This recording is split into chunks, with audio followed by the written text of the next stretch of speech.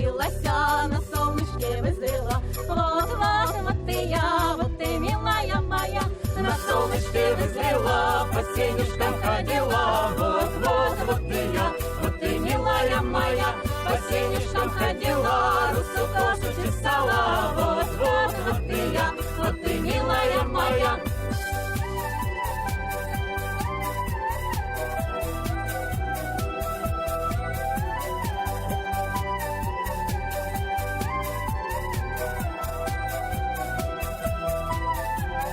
Русу косу чесала, гребешочек ломала.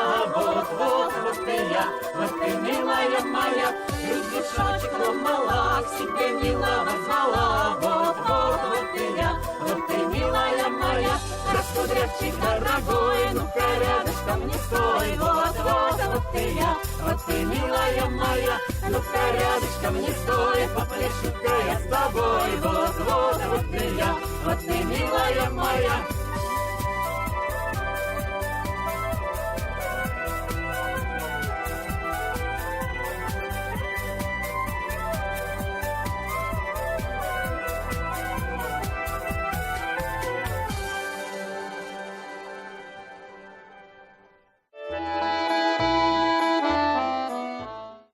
Здравствуйте, дорогие телезрители! Сегодня у нас в гостях ансамбль «Родник» из города Южноуральска. Здравствуйте! Здравствуйте! Сегодня, в последнее воскресенье лета, а лето у нас в этом году было очень жаркое, нас приютил санаторий «Урал». Ансамбль «Родник» существует уже 20 лет, и я знаю, что там была такая очень интересная история, как образовался ваш коллектив. Это было где-то на отдыхе, это было очень спонтанно. Вот что там все-таки произошло? Да, это было в Карагайском Бару, санаторий, зимой. Мы поехали, поскольку вся наша компания была из музыкальные, такие творческие люди. Вот. Мы взяли с собой инструменты. И как-то так получилось, что появилась возможность выступить там. Так. Причем мы даже какие-то сделали там билеты. Но как-то получилось, что мы не бесплатно, не бескорыстно. То есть все нормально, все нормально. Да, еще сказать, такое к удивлению, или я не знаю почему так, концерт очень хорошо прошел, мы даже повторили его еще. Причем концерт он не готовился, а так вот кто что мог, кто пел, кто умел петь, тот пел, кто умел играть, тот играл, кто говорил, умел, тот говорил. Вот. И вот так вот видимо, это как-то отложило какой-то след в дальнейшем, то есть почему мы вдруг решили объединиться. То есть фактически можно сказать, что с первого же выступления вас ждал успех. Ну там так получилось, да, что мы сами не ожидали. Концерт был после ужина, и когда мы пришли на завтрак, нас узнавали все, и мы проснулись на утро знаменитыми карагайскими артистами. Так, отлично. То есть на отдыхе происходит очень много всего интересного. То есть не только можно завести курортный роман, но и стать знаменитыми. Слушайте, ну-ка давайте расскажите про ваш роман. Про наш конкретно? Да, про ваш конкретно. Личный. Личный. Наш личный роман очень замечательный, потому что мы учились в одном музыкальном училище, и когда я пришла на первый курс обучаться, Николай был на третьем курсе, но мы с ним никак не встретились, не столкнулись, потому что я сильно занимался, я была очень отличницей. В армии был. А он ушел в армию в этот момент. И когда я была уже на третьем курсе, он вернулся из армии. Опять же на тот же самый третий курс на наш пришел, где я уже догнала. Вот. И поскольку я была комсоргом группы, на меня выпала такая честь подтягивать этого двоечника, который пришел, все забыл, ничего не знает. 2 года. Да, ну и вот в результате получилось, что практически за полгода я его подтягивала до состояния того, что мы с ним подали заявление за. То есть фактически творчество – это как бы следствие вашей любви. Ну да. Получается так? То есть оттуда у нас все. еще, Лена не все сказала, было испытание такое временем. После того, как мы решили объединиться. В общем, Лена, поскольку она была комсорг, отличница, ей дали путевку в Геленджик на, Москвы, пришла да, путёвка. на что-то месяц или там... На в общем, месяц по да, теплоходу. на теплоходе. Ну, одной. Вот. Ну и на группу там были еще путевки на Красный Камень. Ты что? Ну, видишь, Лена отказывается от этой путевки, потому что на Красный Камень мы могли ехать вдвоем. Ну, в смысле, не с группой, но там как бы Мы быть были вместе. вдвоем находились. Да. А я в это время еще параллельно играл в эстрадном ансамбле. Вот.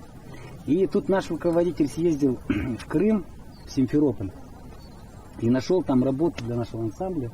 И я тут Лене звоню, я говорю: Лена, все, хочешь жить в Крыму? Все, давай, я поехал зарабатывать. Почему он поехал зарабатывать место жительства в Крыму? Победителя Ну, этого я встречала потом в одних шортах в октябре месяце. Да, я уехал, не взял даже куртку с собой. Ну, было лето, я не думал. Но самое было то, что когда он вернулся из Симферополя, я не знала, когда он приедет. Ну, Просто вообще тогда не знала. было сотовых было, телефонов. Связи не было абсолютно связь, никакой.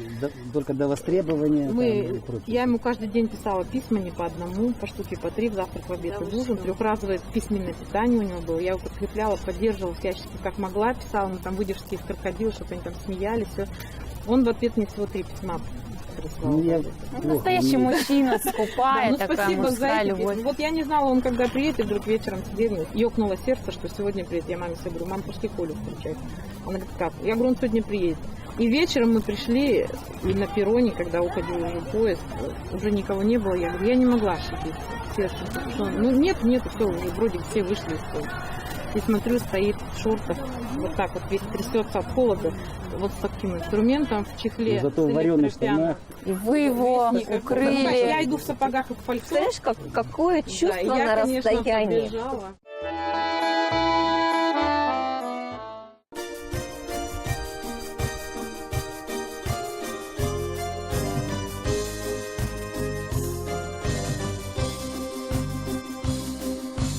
Солнце да яркое белое горит, ой, ночи темные да горячие объятия, ой, сердце девичье ты заговорил. Ой, мама, маменька, да не умею врать я, любимый мой, лети, как вольный ветер, казачья кровь, такой твой вороной, любимый мой, один такой на свете, да не судьба, нам вместе быть с тобой, любимый мой, любимый мой. Степи до ковыль до самой до зари, долго ли, коротко, а на двоих дорога, сердце до девичье ты заговорил. Ой, люди добрые, да не судите строго, любимый мой, лети, как вольный ветер, казачья кровь, такой твой вороной, любимый мой, один такой на свете, да не судьба, нам вместе быть с тобой, любимый мой, любимый мой.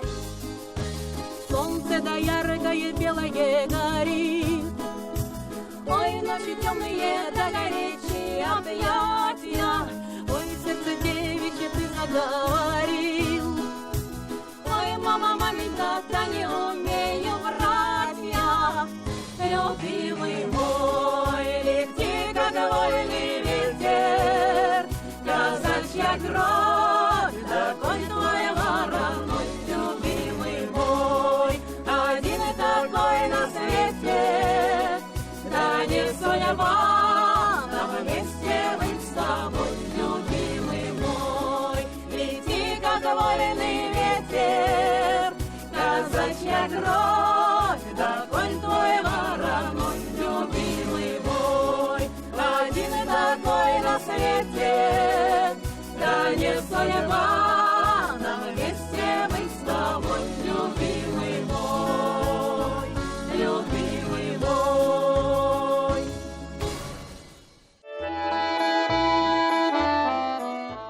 Когда выяснилось, что у нас, значит, ну, не получается там с пропиской и все, в общем, ну, решили, значит, возвращаться домой. К тому времени уже как бы мы уволились, средства все кончились. В общем, мама, там я написал письмо или телеграмму, попросил, выслала мне денег на обратную дорогу. В общем, я купил билет, и у меня какой-то остается там какие-то средства, ну, чтобы доехать, чтобы как-то чем-то себя кормить. Я думаю, я сейчас, значит, возьму 2 бутерброда с сыром, бутылку пепси-колы, поужинаю и как бы на следующий день уже буду дома.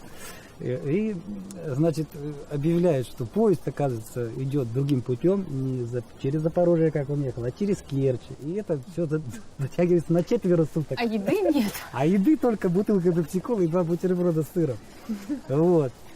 Но у меня был инструмент с собой, афиши нам тогда напечатали. Это всегда хорошо Вот. помогает. И Всегда. по почте с Екатеринбурга девчонки 2 ехали с отдыха. Вот. Ну и разговорились, я им рассказал, кто я. И они мне начали, значит, кормить, поскольку я им афиши, значит, подписываю, как артиста. И все. И вот так вот я 4 дня, в общем, как бы не дали мне с голоду пропасть. А возвращаемся, там-то тепло еще, а здесь, чем ближе к Уралу, снежок, смотрю, пролетает. Я рубашечку сверху, чем вниз маечку, там и наверх все надеваю. Попутчики тоже, да, помогли. Да, все. Ну и вот так вот приезжаю с этим инструментом, помню, уже снег пролетает, там, с середины сентября, да, вечер был, вот, и Лена с мамой тут меня встречает. Ну и тут уже, поскольку уже все уже, значит, это было на расстоянии проверено, все наши чувства, вот, уже мы как бы уже окончательно все. Россия, она такая, у нее всегда большие дороги, едешь долго и долго, долго и долго. Слушайте, а давайте песню послушаем про долгую дорогу.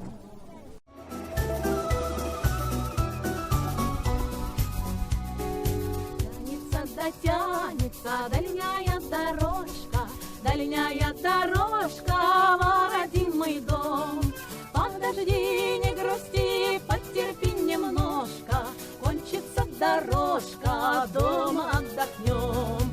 Подожди, не грусти, потерпи немножко, кончится дорожка, дома отдохнем. А дорожка тянется по деревням, селам, эх, ты в кап холодного кружечку махнуть. Покрути, заведи песенку веселую, веселее в песне и короче путь. Не грусти, заведи песенку веселую, веселее в песне и короче путь.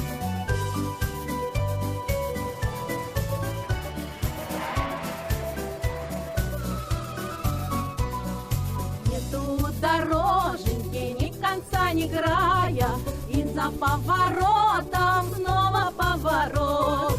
Не грусти, да не плачь, милая родная, кончится дорожка, все на лад пойдет. Не грусти, да не плачь, милая родная, кончится дорожка, все на лад пойдет. Через годы тянется дальняя дорожка, через лесы, горы и мою судьбу. Не ругай ты меня, милая хорошая, ведь без той дорожки жить я не могу. Не ругай ты меня, милая хорошая, ведь без той дорожки жить я не могу.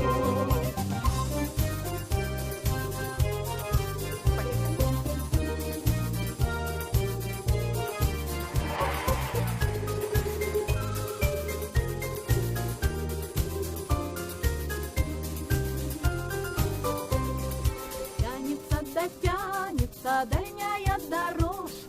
дальняя дорожка в родимый дом. Подожди, не грусти, потерпи немножко, кончится дорожка, дома отдохнем. Подожди, не грусти, потерпи немножко, кончится дорожка, дома отдохнем.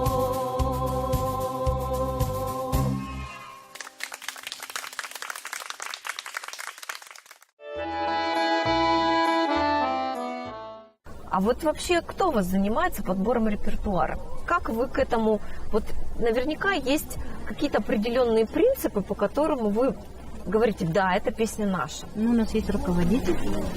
Ну да, подбор... Все решает руководитель. Да, Всё подбор по своей репертуара – это железной очень непростое дело, так скажем, особенно когда, казалось бы, так столько много песен спето, так много Да. перепето. Большая как бы недостача в том, что мы не пишем авторских песен, у нас их нет, но вот так случилось. И нам приходится брать в репертуар те песни, которые наиболее ложатся на ухо зрителям, для которых мы выступаем. Вот нравится песня, мы вот чувствуем, если она идет в народ, эта песня, то есть она любима, мы ее берем, мы немножечко ее по-своему сделаем, либо мы делаем ее не хуже, чем поет ее исполнитель оригинала. Ну, стараюсь. Я, знаете, какую хочу послушать песню в вашем исполнении. Это самая любимая песня Челябинской области. Самая любимая. Что же это за песня? Галина. Давайте сейчас ее послушаем вместе.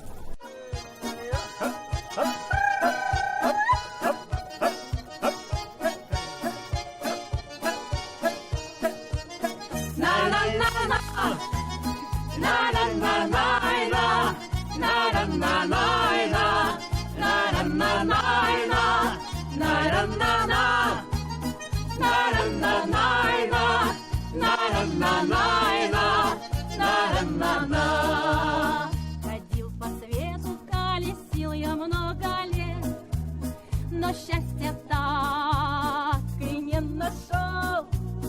Детишек нет, жены вот тоже вообще нет, и на душе нехорошо.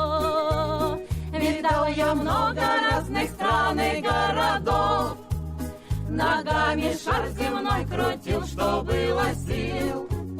Да только сердце свою первую любовь всегда носил, всегда носил. Растет, растет возле дома калина, растет, цветет на мою на беду. Живет, живет в этом доме Галина, да я никак все туда не дойду. Живет, живет в этом доме Галина, да я никак все туда не дойду.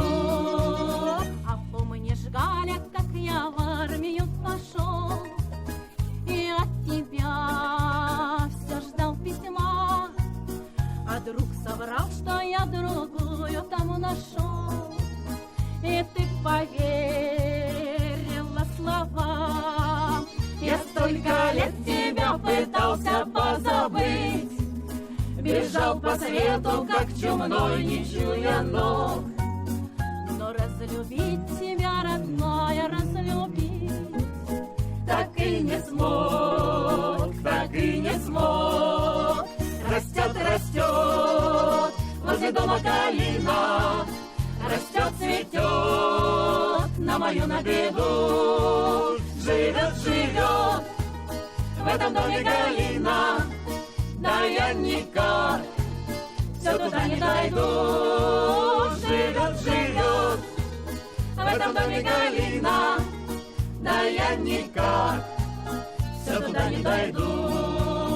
На-на-на-на, на-на-на-на-на, на-на-на-на-на, на-на-на-на-на, на-на-на-на, на-на-на-на-на, на-на-на-на-на, на-на-на-на. На голове полным-полно волос седых, да кружит злое воронье.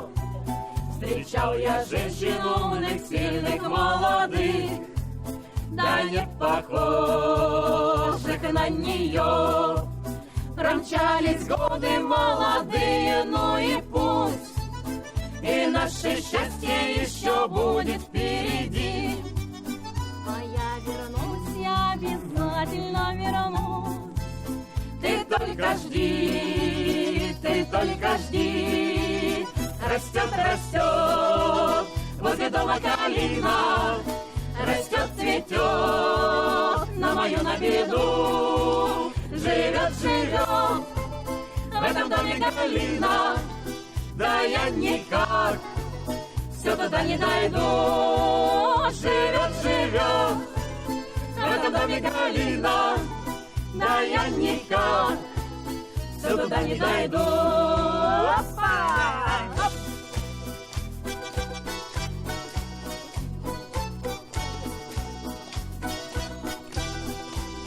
Живет, живет в этом доме Галина. Да я никак все туда не дойду. Живет, живет в этом доме Галина. Да я никак все туда не дойду.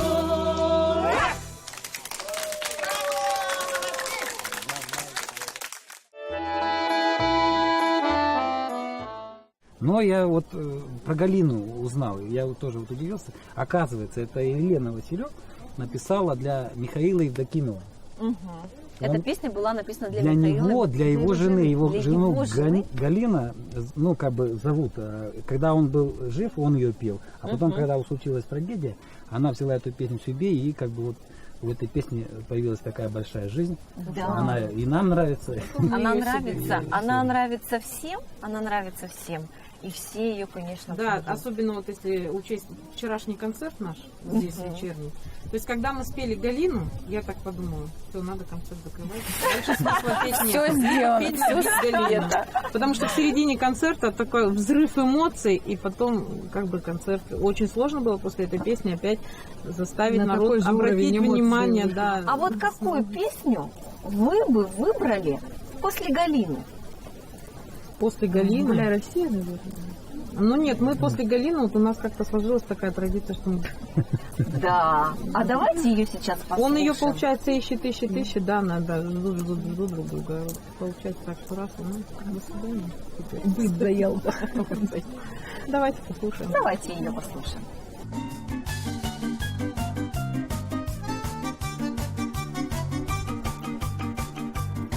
Надоели, надоели, надоели, надоели мне кастрюли и борщи. Надоели, надоели в самом деле, ты меня сегодня дома не ищи. До свидания, до свидания, до свидания, дорогой. А я еду на свидание, да только не с тобой. До свидания, до свидания, до свидания, дорогой. Она едет на свидание, да только не с тобой.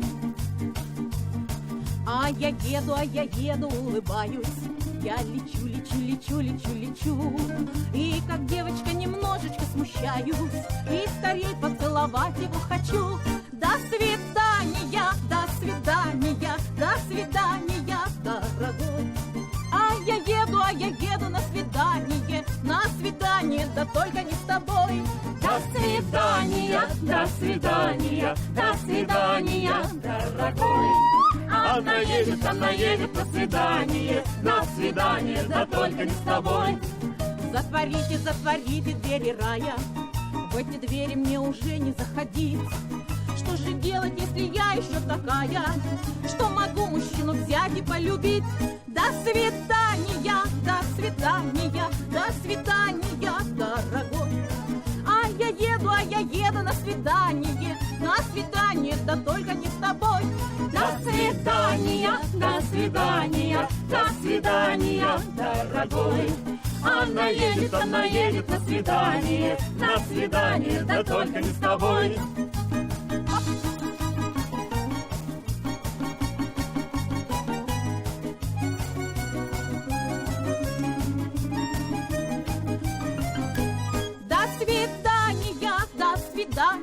До свидания, дорогой. А я еду на свидание, да только не с тобой. До свидания, до свидания, до свидания, дорогой. Она едет на свидание, да только не с тобой. А я еду на свидание, да только не с тобой.